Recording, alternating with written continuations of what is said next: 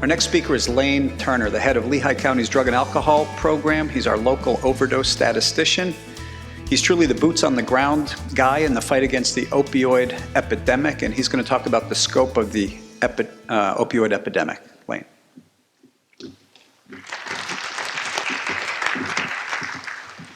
Thanks, Doctor. Good morning. I'm not sure if you all really are aware of the significance of this forum this morning. You're all out here on a Saturday morning. This is your time. But this is truly a cutting-edge forum. I've been involved with probably 20 to 25 of these in the last 6 months. And this is the first forum that I've been involved with, or that I know about, that is willing to reframe the conversation regarding addiction. Too often we look at addiction as a disease of moral failing, or as a personal choice, and we leave it at that. But as Dr. Meade pointed out in his presentation, there are so many different factors, the 5 Ps that he mentioned. And for coordinated health to step up and want to take a role and a lead in this discussion is truly amazing, because it's the first one that I've ever been a part of like this. And so I'd like to congratulate Coordinated Health for taking this opportunity to say, we want to do things different. We want to provide help, and we want to provide access to treatment, and going on record for it. So it's truly amazing. Reframing this conversation can happen in so many different aspects and ways. At the county, we're reframing this conversation and looking at avenues that we've never explored before for not only the prevention, intervention, and identification of treatment needs, but I would be foolish not to mention that our county executive, Tom Muller, who's here in the audience, is really leading this role as our county executive to empower our office to change the conversation and be a part of it. In 2015, in Pennsylvania alone, there was 3,383 drug-related overdose deaths, which is a 23% increase from 2014. 2015 statewide overdose death rate is 26 per 100,000 people, which is an increase from 2014 of 21 per 100,000 people. And according to the CDC, the national drug overdose rate in 2014 was 14.7 per 100,000 people. Unfortunately, my office has been the best kept secret for the last several years. That instead of trying to navigate the drug and alcohol system on your own, all you have to do is call our office. No matter what your funding source is or what you don't have, we will be able to begin engaging you or your family member into the appropriate level of treatment. We can even schedule the initial appointments and intakes for you. So treatment is available, so don't buy into that myth that I don't have insurance, so there's nothing I can do about it. So when you start reframing the conversation and looking at the volume and looking at what are we doing as a community, what are our kids doing, how are we going to begin stopping some of this, it really does take this change of the conversation that Coordinated Health is starting and saying we have to look at not just one aspect of law enforcement, not just one aspect of physician prescribing practices, not one aspect of the district attorney keeping people in jail longer, not just one aspect of more education in school. As a community, we have to begin reframing this conversation to say the entire community needs to take one step forward. There's something that every individual, every community, every little neighborhood can do to begin reframing this conversation and begin making a difference, because in our opinion, as drug and alcohol administrators in Pennsylvania, we haven't seen the worst of this epidemic. It's yet to come. Solutions, we kind of hit on them a little bit, is these partnerships and collaborations that we have going on. I would encourage you, those of you who have school-aged children, get involved with your school, ask your school board what's going on, make a relationship with your principals, make a relationship with your superintendents. We have Parkland administrators here who love those kind of conversations from parents. When parents ask them what's going on, what can we do to help? Because you all can play a role. For those of you that may not have kids in a school district but want to get involved, contact my office. I can give you 4 or 5 different ways to get involved. We need to provide a consistent message, willing to shift paradigms to engage in new conversations, which is what's going on here today. We need to find a way to break the stigma. Stigma is still attached to this disease. And as a community, we need to empower those individuals who are not only battling this addiction, but their families, to let them know there are safe places, that they're not alone. And we need to give those parents and those family members a voice. And that voice needs to be heard. Test your knowledge to wrap up. Here's the answers to number 1 that I gave you. 80% of all heroin users identify as first becoming addicted to prescription medications. 73% of all illicit drug users report using marijuana. That one, again, so 7 out of 10 kids. We're not going to talk about legalization of marijuana. This is different than the medical marijuana. Don't want to get involved with that. We have another speaker who can talk more intelligently. But 7 out of 10 kids first report using marijuana on a daily basis before going on to using other illicit drugs. It's reframing a conversation. True or false? You should all know the answer to this one right now. False. Access is available to treatment regardless of your funding. What do you think the age of consent is if somebody's brave enough to throw out a number for drug and alcohol treatment? So that's the age that a child can say, no, I don't want treatment. 14? 16, 14? I heard the right answer, I think, somewhere behind me. As a parent of 4, I am so angry with the state of Pennsylvania, our legislature, and our government. It's birth, guys. By state law, the age of consent, there is none. We had 3 11-year-olds overdose this year. Luckily, all 3 lived. All 3 required emergency medical attention. All 3 refused treatment. All 3 of those kids' parents tried to demand it. We couldn't provide the treatment because they have complete say over the drug and alcohol treatment. This is our state law here in Pennsylvania. So while we're talking about the millions and millions and millions and millions of dollars that are being funneled into drug and alcohol treatment, drug and alcohol awareness, prevention, as I told Governor Wolf, or asked him kindly, this is one thing that can be changed. It's not going to cost the taxpayers any money. At least make it 14. Empower parents to be parents. Empower parents to make requirements. And so now as we reframe this conversation, are we going to begin looking at individuals and parents who have children that are struggling with addiction?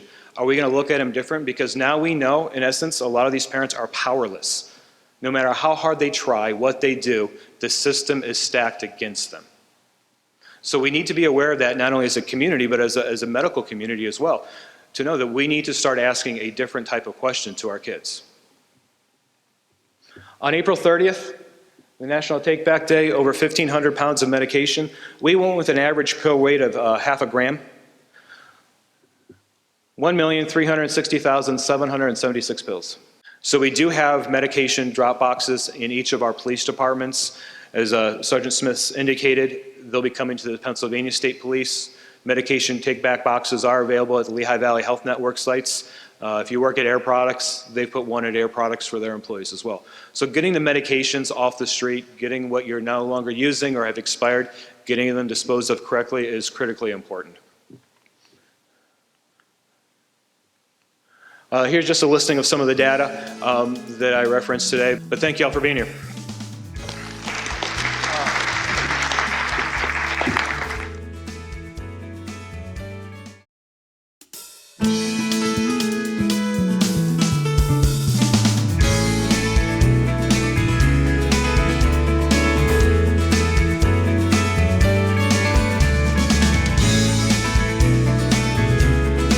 Wow, what a powerful presentation, Layne. Thank you. Those statistics were jaw-dropping. Our next speaker is Donna Jacobsen.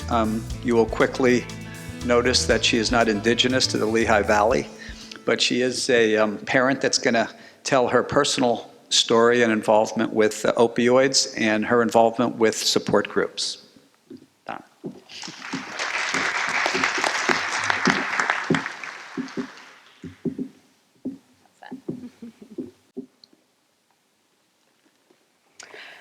I'd like to thank Dr. Meade for inviting me here today and the speakers on this panel have been awesome so far. And you would think, like Layne just said, I lost track of the number of panels that we've had in town halls and meetings and speaking in schools. You'd think I'd get up here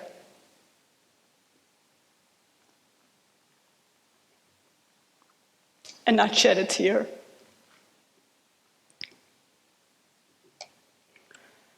But as the mother of an addict, that's impossible to do. Detective Smith had a couple of really good things. He said he wasn't a good speaker. We had a chance to speak in the back a little bit, and I thought he was awesome for not speaking. And he hit on a couple of points, and some of those were something that we talk about all the time at our parent support group. And that's when you have that gut feeling, when you feel something is wrong, you need to act on it. We talk about that all the time with our parents, because who knows our children better than ourselves? And our teachers, who spend so much time with our children, know our children so much better. So if you see something, you suspect something is wrong with your child, you need to act on it. It's vital. So first of all, I am the mother of a 26-year-old daughter. She suffers from substance use disorder. The disease of addiction ravaged our family. It almost killed my daughter and changed our lives forever. Today, what I bring to the table is hope to families, because today Lindsay has 5 years of continuous recovery and sobriety.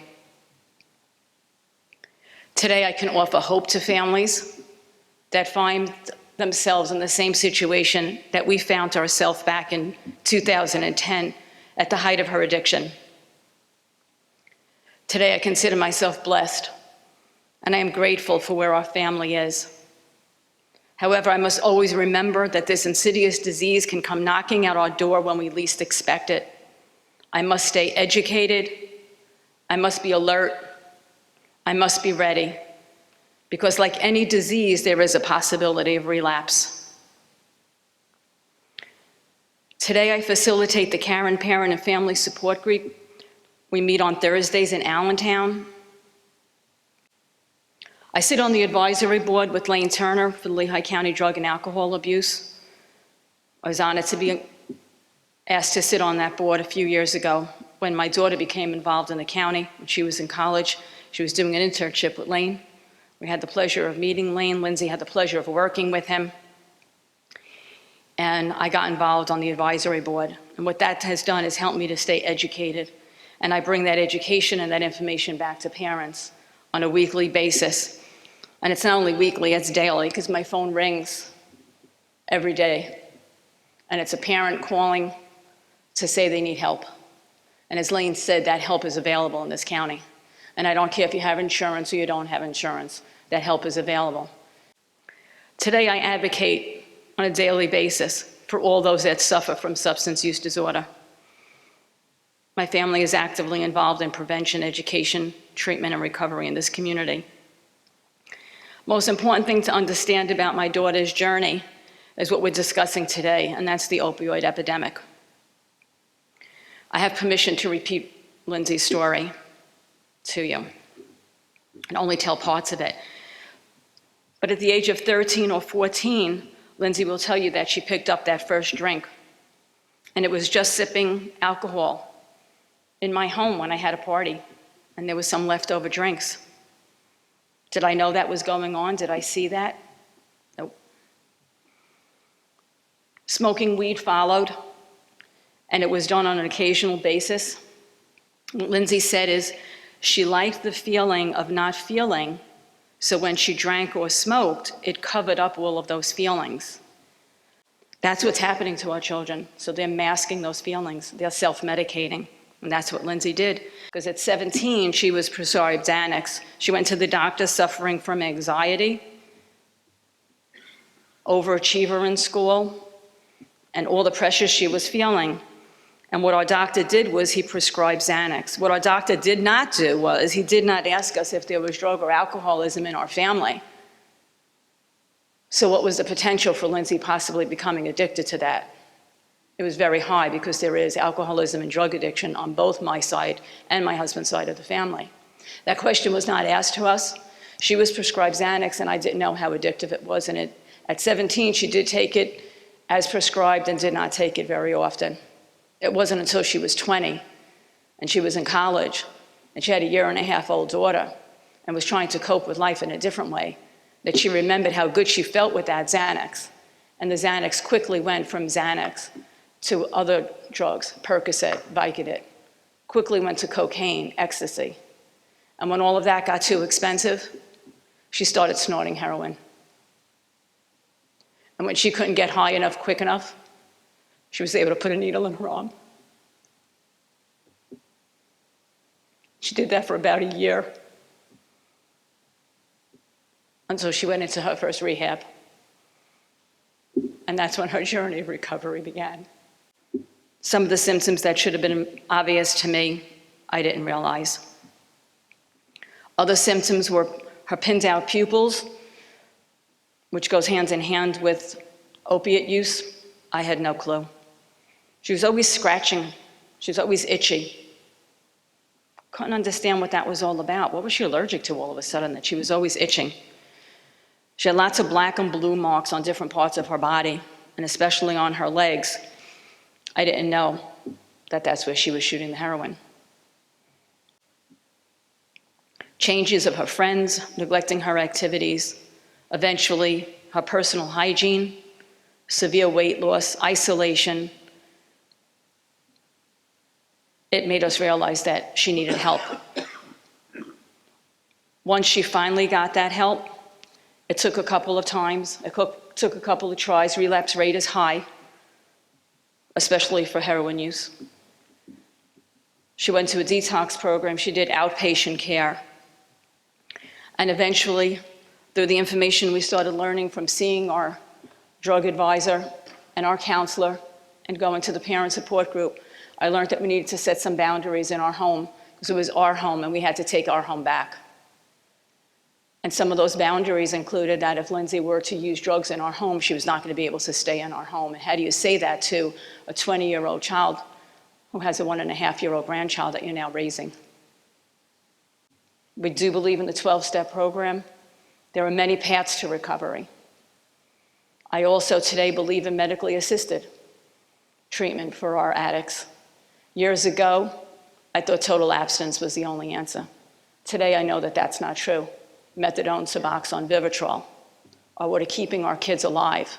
If we can keep them alive one more day, there is a possibility that they will recover. She did finish up her associate's degree in human services, and she works in this field. She's now working on getting her bachelor's and master's in an accelerated program in Alvernia, where she will continue on her path. She works in a treatment facility. She's a counselor. She gives back to the community on a daily basis. That's where our life is today. But I have to remember that that's not where it always was, and that it can change at any time. And that's why I continue to speak for her and for the other parents and for the other families that I work with. The most important thing is that today my daughter is in recovery and we have a life. And our family has a life that we can look forward to and share with others. Thank you.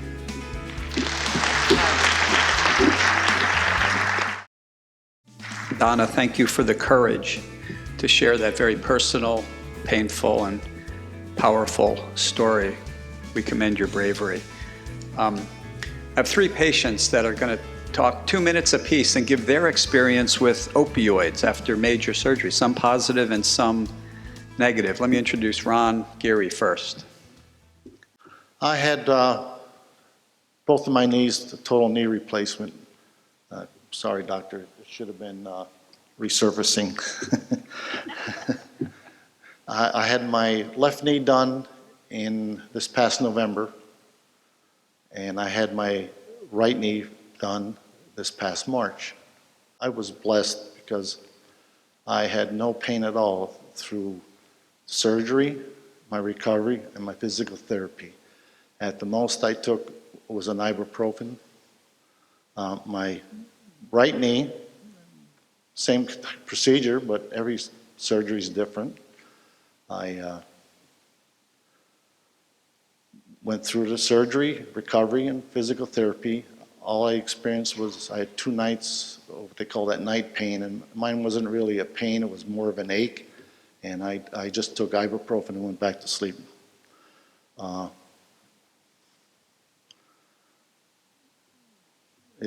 I'm fine now. I don't have any pain or anything, and I'm just totally blessed of what Dr. Meade did for me, getting my life back to what I was used to in the past. Okay, thank you. Good morning, everybody. I'm here to talk about how easy it is to get addicted to prescription pain pills. As Dr. Meade said, I was a skydiver. I was getting that bad that every time I'd come into land, the pain in my knees was that bad I'd have to fall over. Last November, I talked to Dr. Meade. He told me he could do both my knees, and if I took the therapy that I would have to take, within 6 months, I'd be back jumping out of planes again. So I went in for therapy. I went in for the surgery. I had no pain whatsoever. Within an hour of having the surgery, I had my walker. I was walking back and forth in the hallway. They told me I was 1 in 100 that couldn't believe I didn't have any pain. But when you have both your knees done, instead of going home the next day, they want to send you to a rehab hospital for a few days. So I went to the rehab hospital, and the first thing that the doctor comes in, he said, I have you scheduled for therapy for 3 times a day. And the only way you're going to be able to take this therapy is you don't want to be in pain. So what I want you to do is an hour before every therapy session, I want you to call the nurse and tell her that you're in pain. She's going to ask you on a scale from 1 to 10 what your pain level is. If you tell her a 3 or 4, you're going to get 1 medication. If you tell her 7 or 8, you're going to get the good stuff. They'll give you 2 oxycodone, and you'll be able to take the therapy. I was in there for 5 days. By the second day, I realized that when you're taking these pills, it doesn't take long to where it doesn't last as long, and it doesn't work as well. In no time at all, I was constipated, I couldn't urinate, and I was in more agony from that than I was from having my knees done. So from that day forward, I didn't take any pills, but I went home that night, fell asleep, woke up about an hour later, I started twitching. My arm would go, my leg would go, my whole body would go. I got up, I would start walking. I walked the whole night long. About halfway through the night, my knees hurt me that bad, I'm dead on my feet. Well, I promised I wouldn't take no pills, but I'm going to take one anyway. I took 1 pill, didn't do anything because I was used to 2. So I took the other pill. Now, when I took the other pill, I thought, what is wrong with you? If these pills are here, you know you're going to take them. I flushed them down the sink. I finally got some sleep, went back to bed. I didn't take any more pills. But in 2 days' time after that, I went through what I consider a living hell. I had the shakes. I had the sweats. I was having horrible dreams, and they weren't pleasant dreams, and they were talking about killing people. So I learned real quick what it's like to try to get off of those pills. But I have to say that I haven't taken any pills since then, and within 5.5 months, I was back to jumping out of planes again. Thank you, Dr. Meade. I was determined I was not using it. I had never been on Oxy previously, but I was very familiar with it and what it can do, and knew enough people that had taken it. And I had not had good experience with even very low dose, milder forms of painkillers, and I knew this was not for me. So I just really took 2 Tylenol, sometimes 2 Tylenol and 1 Advil. I really feel very strongly that between the procedure that's being done, that Dr. Meade does, that is a little less invasive than the traditional manner in which replacements are done, and his multimodal pain relief that you start taking prior to build up your resistance, and you continue to take, that it is very possible to go through something like resurfacing of your knee and not need any kind of real painkillers to survive it. And I can honestly say I never was in real pain. I would always classify it as, it's a little discomfort, but not real, what I consider pain, and I've been in knee pain from previous injuries that I've had through sports. This was just discomfort. So that's my story, and I am sold on both the process that Dr. Meade is using, and I would highly encourage other physicians to start adopting it. Thank you.